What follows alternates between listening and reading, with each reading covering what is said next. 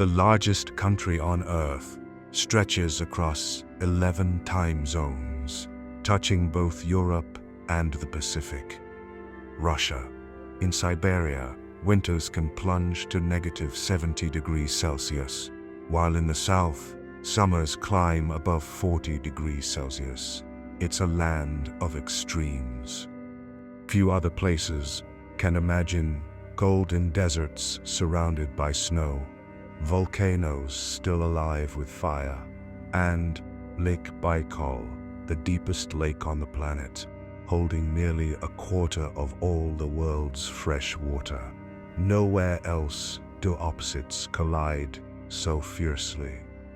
Ice and fire, east and west, ancient tradition and modern ambition, vast emptiness and crowded cities, European culture and Asian expanse.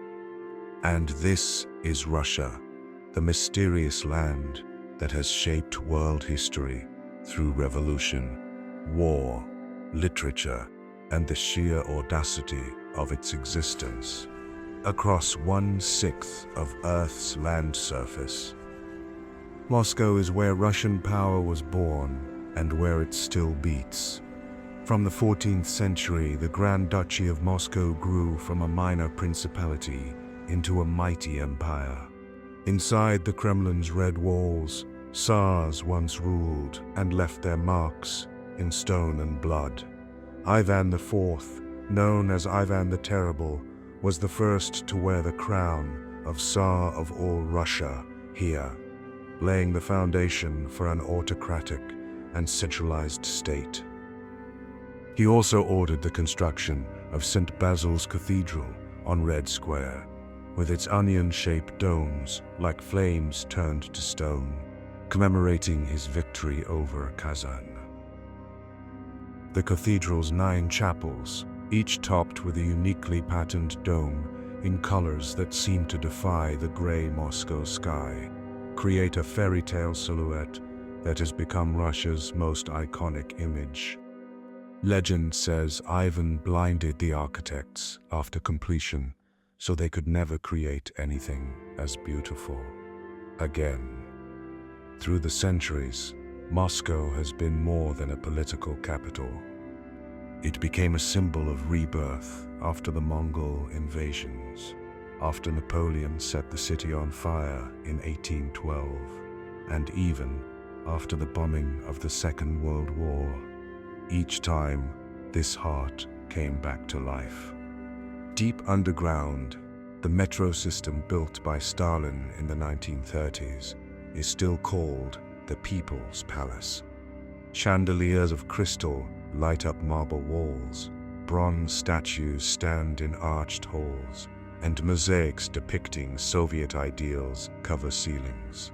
Each station is a work of art, a statement that even workers traveling underground deserved beauty, or perhaps a demonstration that Soviet power could create splendor. The Kremlin itself, Kremlin simply means fortress, contains multiple palaces, cathedrals, and government buildings within its triangular walls.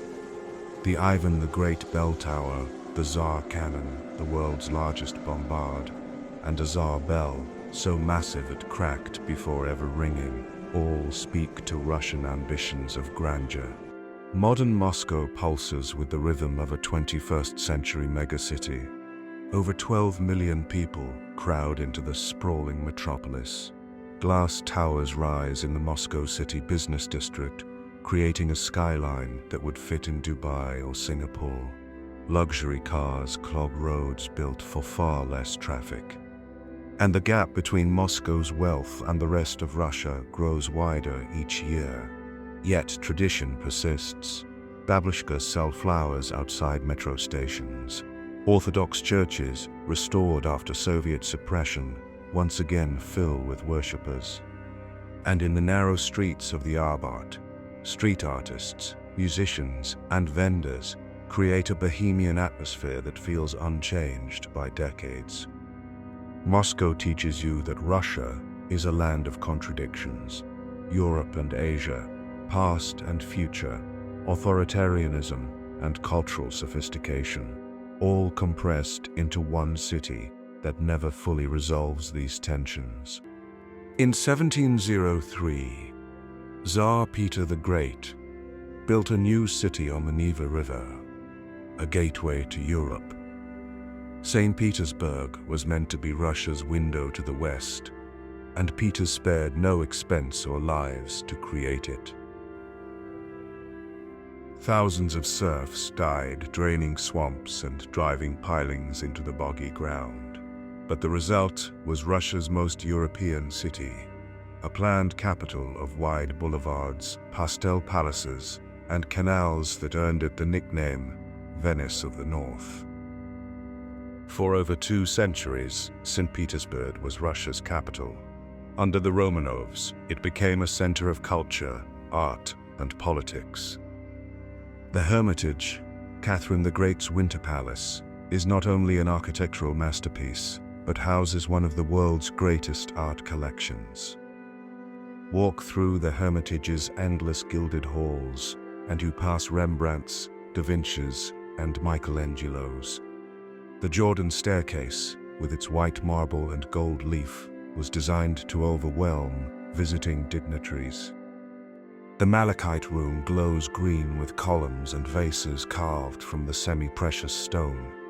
Each room is more opulent than the last, a demonstration of imperial wealth that seems almost obscene in its excess. Summer's white nights give the city a dreamlike quality. From late May to mid-July, the sun barely sets, and at midnight, a twilight glow illuminates the city. During these magical weeks, St. Petersburg comes alive. Concerts, festivals, and crowds strolling the embankments, watching the bridges rise to let ships pass. But St. Petersburg is also scarred by history. The 1905 Bloody Sunday massacre, when imperial troops fired on peaceful protesters, foreshadowed the revolution. In 1917, the Bolsheviks stormed the Winter Palace, ending Romanov rule and beginning the Soviet experiment. During World War II, the city, then called Leningrad, endured a 872-day siege by Nazi forces. Over 1 million civilians died from starvation, cold, and bombardment. The Pskarovskoye Memorial Cemetery holds mass graves with 500,000 victims. The siege remains a defining trauma in the city's identity. Today, St. Petersburg is Russia's second city, home to over 5 million. It remains more European than Moscow, architecturally, culturally, and in spirit. The literary heritage runs deep. Pushkin, Dostoevsky, and Gogol walked these streets. The Mariinsky Theater still performs world-class ballet, and the city maintains a certain elegance that feels at odds with Russia's post-Soviet roughness.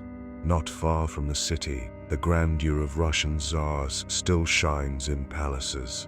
Peterhof, the Versailles of the North, was built by Peter the Great, with over 150 fountains flowing through French-style gardens. In summer, the Grand Cascade's golden statues spray water in geometric patterns, a demonstration of engineering as much as art. Catherine Palace, with its blue and white Baroque facade stretching over 300 meters, was the summer residence of Russian emperors. Inside, the amber room glows like frozen fire, panels of amber in shades of gold, orange, and brown covering the walls. The original was looted by Nazis and never recovered, but the reconstruction, completed in 2003, required 6 tons of amber and took 25 years. St. Petersburg is often called the soul of Russia, romantic, tragic, beautiful, and haunted by its past. In southern Siberia, cradled between mountain ranges, lies Lake Baikal, the deepest freshwater lake in the world, plunging over 1,600 meters, the oldest at 25 to 30 million years, and the largest by volume, holding more water than all the Great Lakes of North America combined, nearly a quarter of Earth's fresh surface water. The lake stretches 636 kilometers, a ribbon of deep blue, cutting through the Siberian landscape. In winter, when the surface freezes, the ice creates a wonderland. Cracks release sounds that echo across the landscape, booms, cracks, and ethereal singing as the ice shifts and expands. Clear ice sections allow you to look down into the depths below, creating the dizzying sensation of walking on water. The Buryat people, the indigenous inhabitants of the region, consider Baikal sacred. They tell legends of the lake as a living entity. One story speaks of the Angara River, the only river that flows out of Baikal. In their tale, Baikal was a stern father who had a beautiful daughter named Angara. She fell in love with Yenisei and fled to join him. In anger, Baikal hurled a giant stone to block her path. That stone, known as Shaman Rock, still stands at the Angara's source. Baikal is also a unique kingdom of life. Its most famous resident is the Nerpa, the only exclusively freshwater seal on Earth. How their ancestors reached this landlocked lake, over 1,000 kilometers from the nearest ocean, remains a mystery. Yet, they've adapted perfectly, their thick coats protecting them in icy waters. Their large eyes evolved for the lake's dark depths.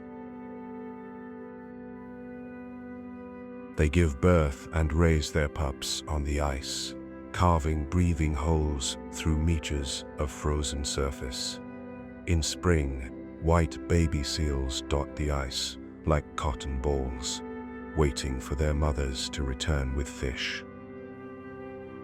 The lake's fish are equally unique. The Golomyanka, a translucent fish that looks like glass, lives in the deep waters. It's one of the few fish that gives birth to live young rather than laying eggs, adapted to the extreme conditions. Above the surface, the surrounding taiga forests shelter brown bears, wolves, and Siberian roe deer.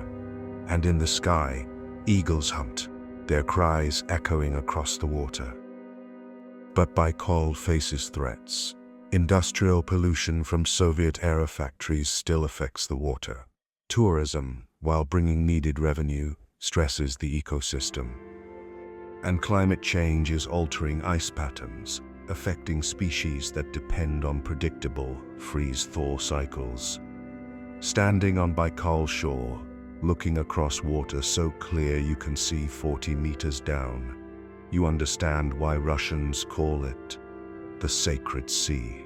This is not just a lake, it's a world unto itself, a remnant of deep time, and a reminder that some places hold mysteries we're only beginning to understand. At Russia's far eastern edge, reaching out to the Pacific Ocean, lies the Kamchatka Peninsula, a place that feels like the edge of the world. Over 160 volcanoes, 29 of them active, rise from the peninsula. Steam vents hiss, hot springs bubble, and occasionally, mountains explode with fire and ash, reminding anyone watching that Earth's core is never far below. The landscape is surreal. White snow covering black volcanic rock, bright red lava flowing against a blue sky, and green valleys where geothermal heat creates pockets of warmth even in winter. Klyuchevskaya Sopka, the highest active volcano in Eurasia at 4,750 meters, dominates the skyline.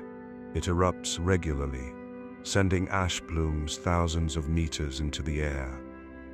The volcano has been active for at least 7,000 years, and Kamchatka's indigenous peoples consider it the birthplace of the world. The Valley of Geysers, one of the world's largest geyser fields, was discovered only in 1941. Steam erupts from the ground, geysers shoot boiling water skyward, and the rocks are stained in impossible colors: rust red, sulfur yellow, mineral green, from centuries of mineral-rich water flowing across them. This volcanic activity creates unique ecosystems. In some places, snow falls on one side of a valley, while geothermal heat keeps the other side green year-round. Rivers stay warm enough in winter that they never freeze, creating oases where wildlife congregates. Kamchatka is home to the world's largest brown bears. A fully grown Kamchatka bear can weigh 800 kilograms and stand over 3 meters tall on hind legs. These giants gather along rivers during salmon runs, fishing with a patience and skill that seems almost human. Watch them at Kuriel Lake, where hundreds of bears congregate in autumn. They stand in waterfalls, waiting for salmon fighting upstream. With one swipe of a massive paw, they pull fish from the rushing water, often eating only the most nutritious parts before tossing the rest aside. The abundance of salmon, so many that rivers appear red with their bodies, comes from the Pacific's productivity. 6 species of Pacific salmon spawn in Kamchatka's rivers, creating one of the world's last great salmon runs. But Kamchatka's remoteness is both its curse and blessing. Only 300,000 people live on this peninsula the size of California. There are no roads connecting it to mainland Russia. Everything must come by sea or air, making goods expensive and access difficult. This isolation preserved Kamchatka's nature when Soviet-era industry devastated other regions. Yet it also meant indigenous peoples, the Itomen, Koryak, and even faced forced settlement, cultural suppression, and marginalization that continues today. During the Soviet era, Kamchatka was a closed military zone. Nuclear submarines patrolled from its bases. Visitors needed special permission. The peninsula's strategic location, overlooking the Pacific, made it too valuable for civilians. Since the Soviet collapse, Kamchatka has opened slowly to the world. Tourism brings visitors seeking untouched nature, but infrastructure remains limited, and the cost of reaching Kamchatka keeps visitor numbers low. Standing in the Valley of Geysers, surrounded by steam and the smell of sulfur, watching a geyser erupt against a backdrop of snow-capped volcanoes, you understand that some places on Earth still feel primordial, unchanged since the planet's violent youth. To understand Russia's vastness, you must travel the Trans-Siberian Railway. This steel ribbon stretches 9,289 kilometers from Moscow to Vladivostok, crossing 8 time zones, 87 cities, and landscapes that shift from European forests to Siberian taiga to Asian steppe. It's the longest railway line in the world, and its construction was one of the 19th century's most ambitious engineering projects.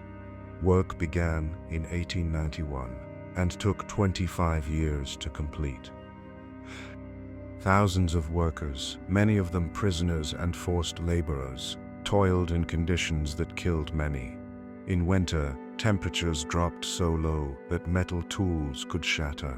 In summer, swamps and insects made progress agonizingly slow. But when completed, the railway transformed Russia. Siberia, previously isolated and sparsely populated, became accessible. Natural resources, timber, minerals, oil, could be extracted and transported. and the empire's reach extended definitively to the Pacific.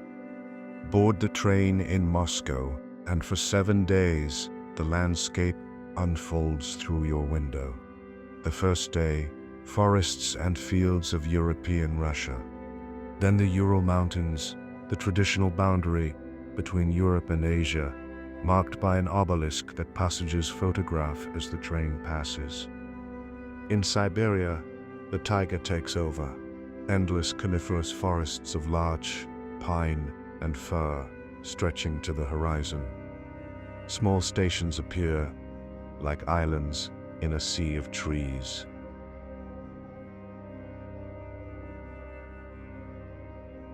Babushkas sell smoked fish, berries, and homemade pies through train windows during brief stops.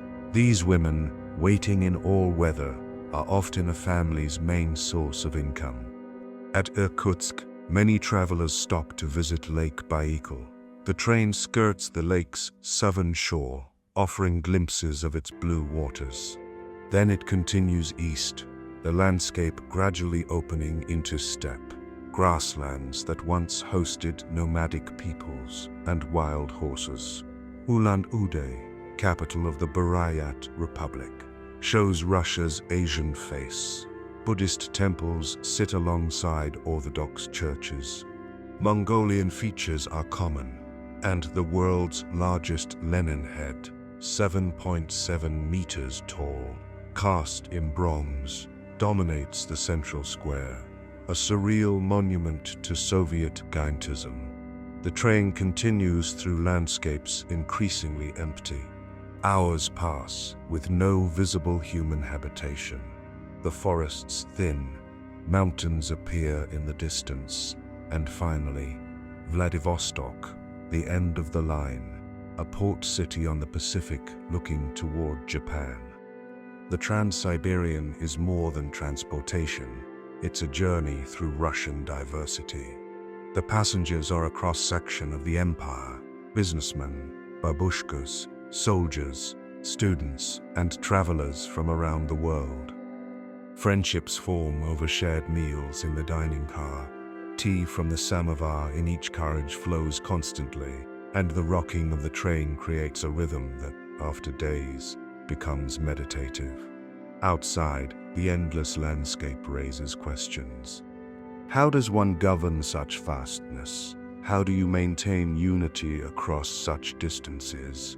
And how does living in this immensity shape the Russian character, that mix of melancholy, endurance, and occasional explosions of joy?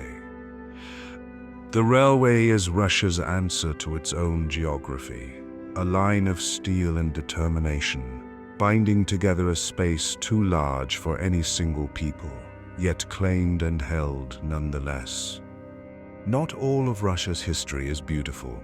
The Kolyma Highway in far eastern Siberia is known as the Road of Bones. Officially, it's the R504 highway, stretching over 2,000 kilometers from Magadan to Yakutsk. But beneath the asphalt lie the remains of tens of thousands of Gulag prisoners. During Stalin's reign, the Soviet regime imprisoned millions in forced labor camps throughout Siberia. The Kolyma region was among the harshest, temperatures dropping to -50 degrees Celsius, darkness lasting months in winter, and prisoners worked to death, mining gold and building roads. So many died that proper burial was impossible. Instead, bodies were laid into the permafrost beneath the very road they were building. That's why this highway earned its grim name. Every kilometer is a mass grave. The camps are mostly gone now, but traces remain: rusted barbed wire, collapsed guard towers, and mass graves marked, if at all, with simple crosses or memorial stones. The human cost of the Gulag system is still being calculated. Estimates range from 1.6 to 10 million dead, though the true number may never be known. Alexander Solzhenitsyn's The Gulag Archipelago exposed these horrors to the world. Though many in the Soviet Union already knew, every family had a story, a disappeared relative, a whispered tragedy. Visiting the sites of former camps is difficult. Many are in remote areas accessible only by rough roads or helicopter. The weather remains brutal, and officially, there's little acknowledgement or memorialization. Russia has never fully reckoned with its Soviet past. In Perm, the Perm 36 Gulag Museum preserves one camp relatively intact. Walking through the barracks, the punishment cells, and the perimeter with its guard towers, you feel the cold cruelty of the system. These camps weren't just prisons, they were designed to break people through labor, cold, and hopelessness. Yet amid this land of tragedy, monuments to resilience stand. The people of Siberia, both those who came voluntarily and those who survived the camps, built lives in conditions that should have been impossible. Yakutsk, the world's coldest major city, has winter temperatures averaging -40 degrees Celsius. Yet over 300,000 people live there, maintaining culture, education, and community in a place where metal becomes brittle and spit freezes before hitting the ground. The Road of Bones reminds you that Russia's vastness was colonized and populated at immense human cost. The glory of empire came with suffering, measured in millions of lives. And the beautiful landscapes of Siberia hold darker stories beneath their surfaces. While Moscow and St. Petersburg dominate Russia's modern story, a chain of medieval towns northeast of Moscow preserves something older, the Russia of golden domes, wooden churches, and pre-imperial traditions. The Golden Ring isn't a formal designation, but a tourism route connecting towns like Suzdal, Vladimir, Yaroslavl, and Kostroma. Each preserves architecture and atmospheres from when these were centers of Russian civilization, before Moscow's rise. Suzdal feels like stepping into a fairy tale. With fewer than 10,000 residents, this small town has more churches than modern buildings. Over 200 architectural monuments, white stone churches with golden domes, wooden houses with carved decorations, and monasteries with fortified walls dot the landscape. In winter, horse-drawn sleighs glide past onion-domed churches half buried in snow. In summer, wildflowers spill across fields and the Kamenka River reflects endless blue sky. The pace of life seems unchanged by centuries. Farmers still work small plots. Babushkas sell cucumbers and berries from their gardens, and church bells mark the day's rhythm. Suzdal was once expected to become Russia's spiritual capital. But when the railways came in the 19th century, they bypassed the town. This apparent misfortune became Suzdal's salvation. Without industry or modernization, it remained frozen in time. Vladimir, larger and once more important, hosts two UNESCO World Heritage Sites. The Assumption Cathedral, with its golden domes and white stone walls, inspired the cathedrals of Moscow's Kremlin. Inside, frescoes by Andrei Rublev, Russia's greatest medieval icon painter, still grace the walls, despite centuries of wars and Soviet suppression. The Golden Gate, Vladimir's 12th century entrance, still stands, a massive white stone arch, topped with a golden-domed chapel. It's one of the few surviving examples of ancient Russian military architecture. In Yaroslavl, at the confluence of the Volga and Kurtuvosl rivers, over 140 architectural monuments create an open-air museum. The Church of Elijah the Prophet, with its green domes and white walls, contains frescoes that cover every surface, a complete biblical narrative and images for a medieval population that couldn't read. Sergiev Posad houses the Trinity Lavra of Saint Sergius, one of Russian Orthodoxy's most important monasteries. Founded in the 14th century, it's a working monastery where black-robed monks continue traditions unbroken for over 600 years. Pilgrims come from across Russia to venerate the relics of Saint Sergius and receive blessings. The Golden Ring teaches you that Russia's identity wasn't always tied to European ambitions or Soviet ideology. There's an older Russia, orthodox, agricultural, tied to the land and seasons, that survives in these small towns. It's a Russia of bell towers, of icons glowing in candlelight, of traditions that connect modern Russians to medieval ancestors.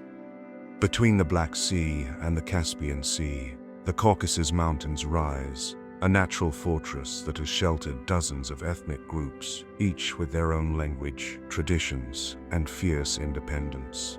Mount Elbrus, the highest peak in Europe, at 5,642 meters, dominates the range. This dormant volcano, with its twin summits permanently covered in snow, has become a symbol of Russian mountaineering. Climbers from around the world attempt its ascent, though altitude and unpredictable weather make it dangerous despite being technically straightforward. Below Elbrus, the landscape shifts from alpine meadows to deep gorges where rivers have cut through rock over millennia. Small villages cling to mountainsides, their stone towers, built for defense in centuries past, still standing as reminders of a region's violent history. The peoples of the Caucasus are incredibly diverse. Over 50 ethnic groups speak languages from 3 different language families. The traditions, religions, and cultures vary dramatically from valley to valley. Some communities are Muslim, others Orthodox Christian. Some have preserved ancient pagan practices wrapped in monotheistic garb. Sochi, on the Black Sea coast, became famous as the host of the 2014 Winter Olympics. It's Russia's rare subtropical region, where palm trees grow and summers bring beach weather. Yet just 40 kilometers inland, the Caucasus peaks offer skiing. This combination, beach and slopes, is unique in Russia. But the Caucasus is also a region of conflict. Chechnya, Dagestan, Ingushetia, these names carry weight. Wars in the 1990s and 2000s devastated communities. The scars remain, both physical and psychological. The relationship between Moscow and the Caucasus has always been complicated, marked by conquest, resistance, and uneasy integration. Dargovs, the city of the dead in North Ossetia, exemplifies the region's mixture of beauty and darkness. Hundreds of stone crypts, each with a peaked roof and tiny windows, stand in a valley. These are ancient burial structures where entire families were laid to rest.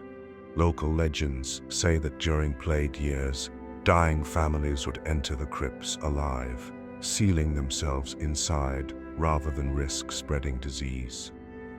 Today, Dargovs sits empty except for tourists.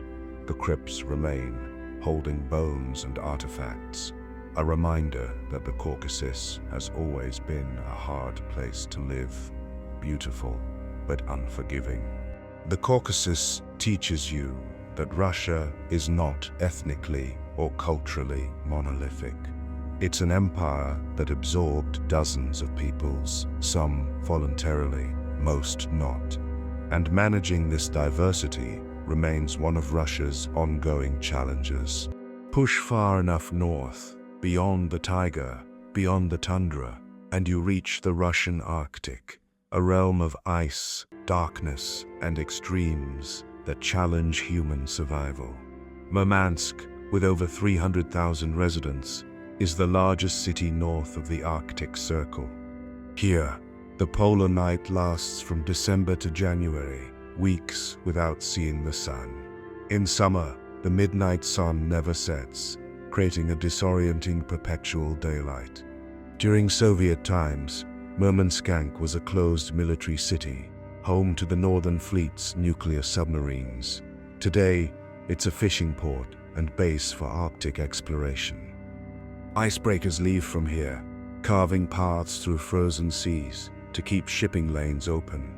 In winter, the northern lights, aurora borealis, sweep across the sky in waves of green and violet. The snow below glows with reflected light, creating a landscape that seems luminescent. This phenomenon, caused by solar particles colliding with Earth's atmosphere, has inspired myths and legends among Arctic peoples for millennia. The indigenous peoples of the Russian Arctic, the Nenets, Sami, and others, have survived here for thousands of years.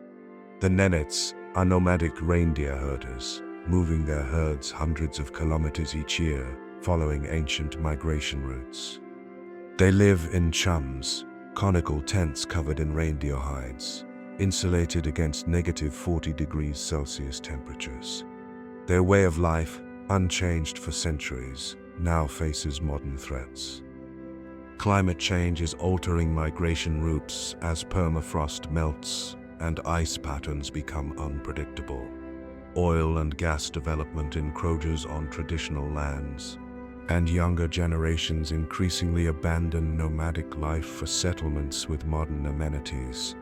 Yet some persist, maintaining traditions that connect them to their ancestors and the land. They navigate by reading snow patterns and stars. They select routes based on reindeer behavior and wind direction. And they carry knowledge of survival in conditions that would kill most people within hours. The Arctic also holds Russia's future economic hopes. Vast reserves of oil, gas, and minerals lie beneath the ice and permafrost. The Northern Sea route along Russia's Arctic coast could become a major shipping lane as climate change reduces ice coverage. And Russia has invested heavily in Arctic military bases, asserting control over this resource-rich frontier. But the Arctic is warming faster than anywhere else on Earth. Permafrost, which has been frozen for millennia, is thawing, releasing methane and destabilizing buildings and infrastructure. Ice that once provided reliable travel routes now breaks unpredictably, and ecosystems adapted to extreme cold face disruption. The Russian Arctic represents human persistence in impossible conditions, but also raises questions about how far we should push into environments that weren't meant for us, and what we might lose, both culturally and environmentally, in the process. Russia today is a nation searching for its identity. The Soviet Union's collapse in 1991 ended an ideological empire, but left questions about what Russia would become: a democracy, an autocracy, a European nation, an Asian power, a Eurasian hybrid. These debates continue, unresolved. The 1990s brought chaos, economic collapse, mafia violence, and a loss of international status. The 2090s brought stability and rising oil prices, but also increasing authoritarianism. And the 2010s and 2020s have brought international isolation, sanctions, and conflicts that have strained Russia's relations with much of the world. Yet Russian culture endures. Literature from Tolstoy and Dostoevsky continues to shape world literature. Tchaikovsky and Rachmaninoff's music fills concert halls globally, and Russian ballet remains the gold standard. The Russian people themselves are diverse in ways outsiders rarely grasp. The Moscow elite live lives disconnected from villages in the Golden Ring or herders in the Arctic. Tatars, Chechens, Buryats, and dozens of other ethnic groups have their own identities within the Russian Federation. And generational divides, those who remember the Soviet Union versus those who don't, create different perspectives on Russia's path. Environmental challenges loom large.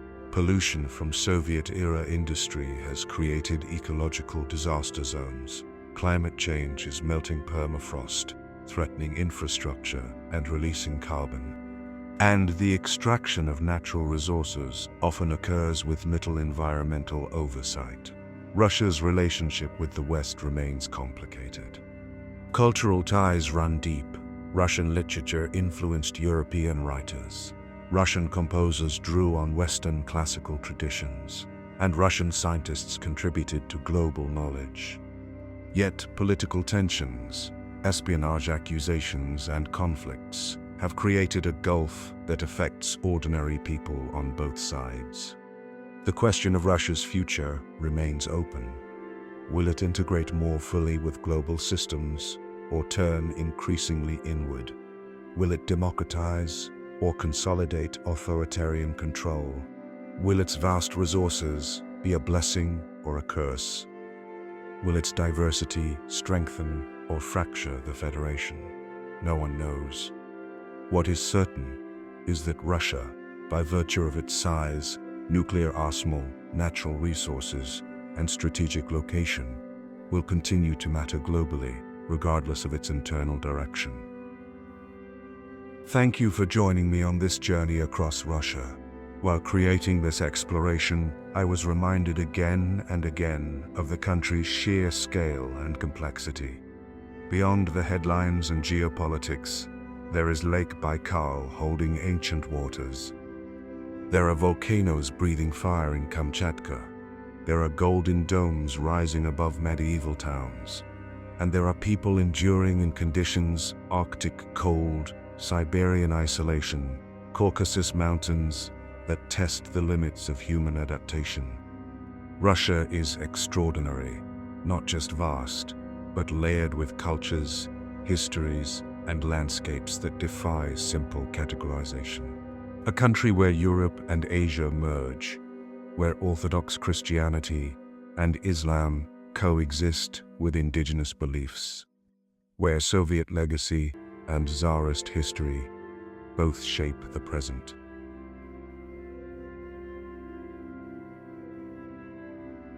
I truly believe its stories deserve to be known beyond political narratives, not reduced to conflicts or authoritarianism, but understood as the tales of diverse peoples living across 1/6 of Earth's land surface, maintaining cultures and traditions while navigating modernity. If this journey resonated with you, I'd love to hear your thoughts in the comments. And if you'd like to keep exploring the extraordinary corners of our world, subscribe and join us for the next adventure. To end, I want to honor this vast land with the words of Alexander Pushkin, whose poetry still defines the Russian soul. Inspiration is needed in geometry just as much as in poetry. Because whether in art, in science, or in the vast, frozen expanses of Siberia, Russia reminds us that the human spirit can endure, create, and dream in even the harshest conditions. Discover the world, explore the extraordinary. See you in the next adventure.